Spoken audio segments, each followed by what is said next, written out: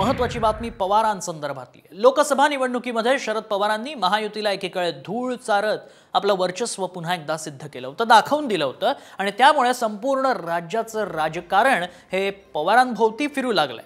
अजित पवार गटाचे अनेक इच्छुक पदाधिकारी कार्यकर्ते शरद पवारांच्या पक्षामध्ये येण्यास आता उत्सुक असल्याचंही पाहायला मिळतंय। त्याच संदर्भातला हा एक रिपोर्ट। पवारांना अशक्य ते शक्य, दादांचे शिलेदार पवारांच्या दारी।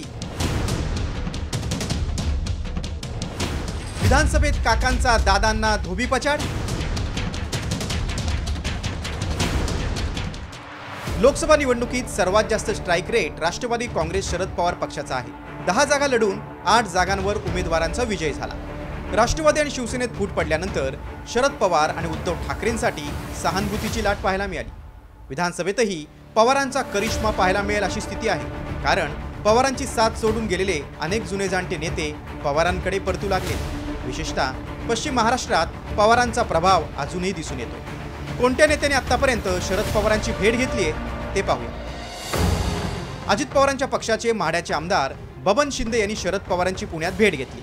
ते तुतारी हाती घेण्याची शक्यता आहे। माजी आमदार रमेश कदम यांनी मवियाच्या मेळाव्याला हजेरी लावत शरद पवारांची भेट घेतली। कोल्हापूर जिल्ह्यात भाजपला पुन्हा खिंडार पडण्याची शक्यता आहे, कारण कागलच्या समरजित घाडगे यांच्यानंतर आता देवेंद्र फडणवीस यांचे निकटवर्तीय चंदगडचे शिवाजीराव पाटील तुतारी हाती घेणार असल्याची चर्चा आहे। पुण्यातील भोसरीच्या माजी आमदार विलास लांडेंनीही 4 नगरसेवकांसह शरद पवारांची भेट घेतली। शरद पवारांची भेट घेतलेले इंदापूरचे भाजप नेते हर्षवर्धन पाटीलही तुतारी हाती घेण्याची शक्यता आहे। अजितदादांचे निकटवर्तीय दौंडचे माजी आमदार रमेश थोरातही तुतारी फुंकण्याच्या तयारीत आहेत। अहमदनगरमधील भाजप नेते मधुकर पिचड आणि वैभव पिचड यांनी देखील शरद पवारांची भेट घेतली। आमदार बबन शिंदे यांनी पवारांची भेट घेतल्यानंतर सुप्रिया सुळेंनी काय प्रतिक्रिया दिली आहे ती पाहूया। बबन दादा आज जे आदरणीय पवार साहेबांना भेटायला आलेले आहेत, बबन दादांचे आणि आमचे अतिशय कौटुंबिक संबंध अनेक दशकांचे। ते नातं फक्त तोडोफोडचं नाहीये, काही गोष्टी दिलसे पण करायच्या असतात।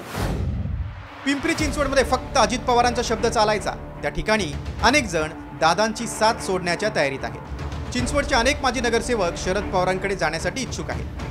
अजित गव्हाणे यांनी शरद पवारांच्या पक्षात प्रवेश केल्यानंतर आता चिंचवड विधानसभेसाठी नाना काटे देखील पवारांच्या संपर्कात असल्याचं बोललं जाते।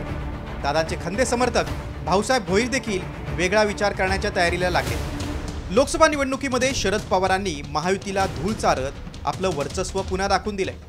त्यामुळे विधानसभेत सर्वांनाच पवारांच्या राष्ट्रवादीची भुरळ पडली आणि म्हणूनच त्यांच्याकडे इच्छुकांच्या अर्जाचे ढीग लागलेत। ब्युरो रिपोर्ट, साम टीव्ही न्यूज।